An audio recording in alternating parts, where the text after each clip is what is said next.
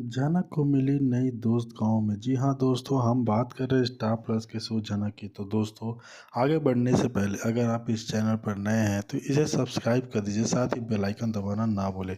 Video अच्छा लगे तो इसे लाइक ज़रूर कीजिएगा। चलिए आगे बढ़ते हैं दोस्तों। जैसे कि जनक सीरियल में अभी तक आपने देखा कि गाँव की लड़कियों जो मेला जा रही होती है, लेकिन जनक मेला नहीं जाना चाहती थी। लेकिन गंगा नहीं चाहती थी कि जनक उसके साथ जाए। पराशर बोलता है, तुम यहाँ अकेले क्या करोगी, इसलिए तुम मेला जाओ, वहाँ घूमो फिरो, पूजा करो, जो कुछ तुम चाहोगी वह वहाँ तुम्हें मिलेगा। पराशर जनक को मेला भेज देता है। जनक मेला में ईशानी देख लेती है और इस जनक को आवाज़ देती है। जनक ईशानी को देखकर बहुत खुश होती है। जनक बोलती है, ईशानी मुझे तुमसे बहुत सारी बातें करनी है। ईशानी जनक से पूछने लगती है, तुम इतने दिनों से कहाँ थी। अभी दोनों दोस्त बात ही कर रहे होते हैं कि जिस लड़के को ईशानी ने थप्पड़ मारा था वही लड़का अपनी कुछ दोस्तों के साथ ईशानी को पकड़ने आ जाता है। जीत ईशानी से बदला लेता चाहता है और उसे शादी भी जनक ईशानी के साथ घाट के किनारे जाने लगती है। तभी जीत जनक और ईशानी का पीछा करता हुआ जाता है। जीत जनक और ईशानी का पीछा करते हुए पहुंच जाते हैं। जीत के आदमी बोलते हैं, हम इस लड़की को उठा लेते हैं। जीत बोलता है, अभी नहीं, हम घाट पर नहीं उठाए लेंगे। अब ईशानी जनक से पूछती है, तुम्हारी शादी हो गई ना, तुम्हारा पति कहाँ है। जनक कुछ जवाब नहीं देती। जनक ईशानी के बारे में पूछने लगती है।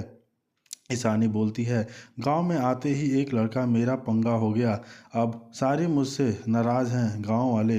जी हाँ दोस्तों, ईशानी बोलती है कि सारे गांव वाले मुझसे नाराज़ हैं और जिस लड़के को मैंने थप्पड़ मारा था वो लड़का अब मुझसे बदला लेना चाहता है।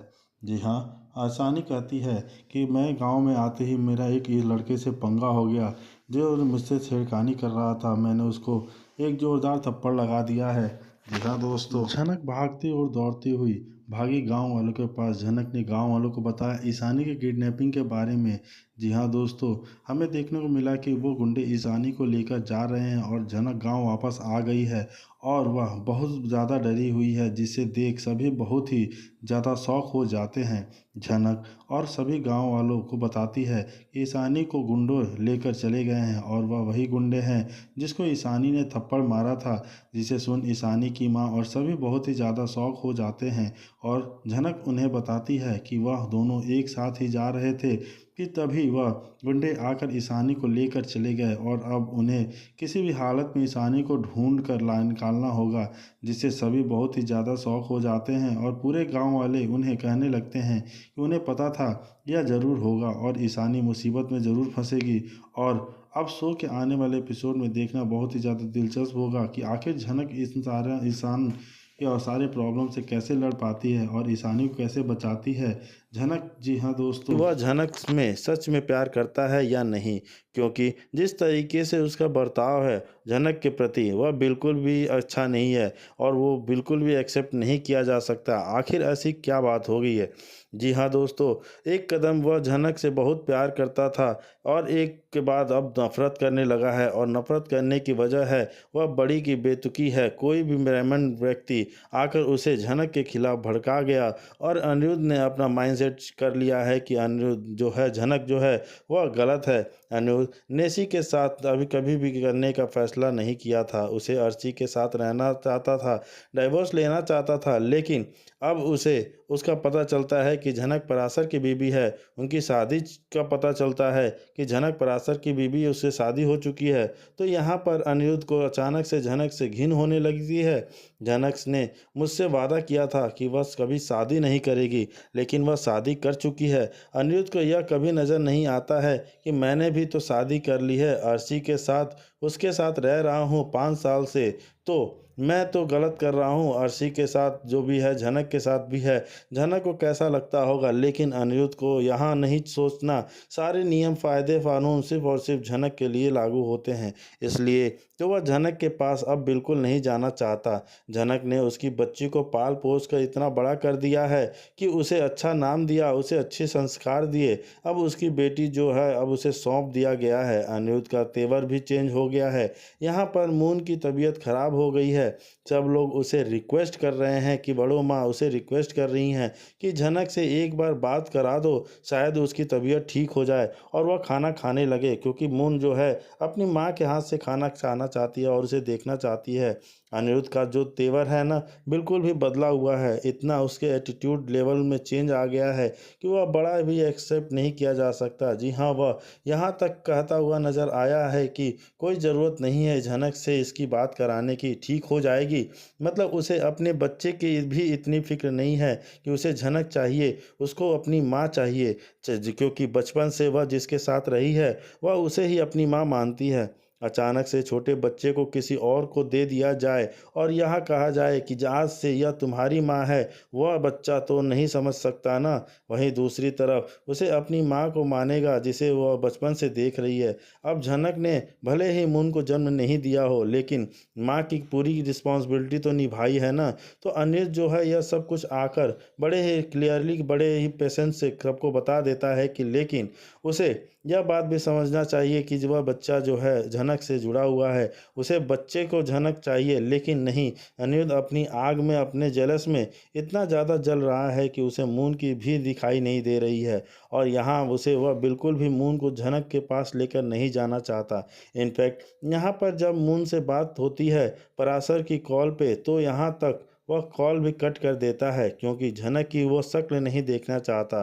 दोस्तों, यह क्या ही स्टोरी है जो बिल्कुल भी किसी के समझ में पर परे है और वो बिल्कुल भी समझ नहीं आ रही है कि स्टोरी का डायरेक्शन में किस जा रही है। आखिर यह स्टोरी का कन्विंस करना क्या चाहती है। वहीं पर एक शॉपिंग चीज़ की है, देखना चाले कि इसका मतलब है कि झनक प्रेग्नेंट भी होने वाली है। दोस्तों, यहाँ पर अनिरुद्ध और झनक का मिलन जरूर दर्शक देखना चाहते हैं, लेकिन इस तरीके से नहीं कि झनक की शादी नहीं हुई है अनिरुद्ध से और यहाँ पर झनक माँ भी बन जाती है इसके बच्चे की। ऊपर से उसके चेहरे पर खुशी का लेवल ही अलग होता है कि वह अपने सर जी के बच्चे की माँ बनने वाली है, वह भी बिना शादी के। दोस्तों, यहाँ वहाँ पर मैसेज देना चाहते हैं कि बताया जा रहा है कि झनक के पेट में जो बच्चा है उसकी भी नुकसान पहुंचाने वाला है। वेल दोस्तों, अगर यहाँ पे बच्चे को दिखाया जा रहा है तो इसका मतलब ज़रूर है कि लीप से पहले झनक अपने बच्चे को जन्म तो देगी और उसके बाद हो सकता है कि झनक के बच्चे की स्टोरी की में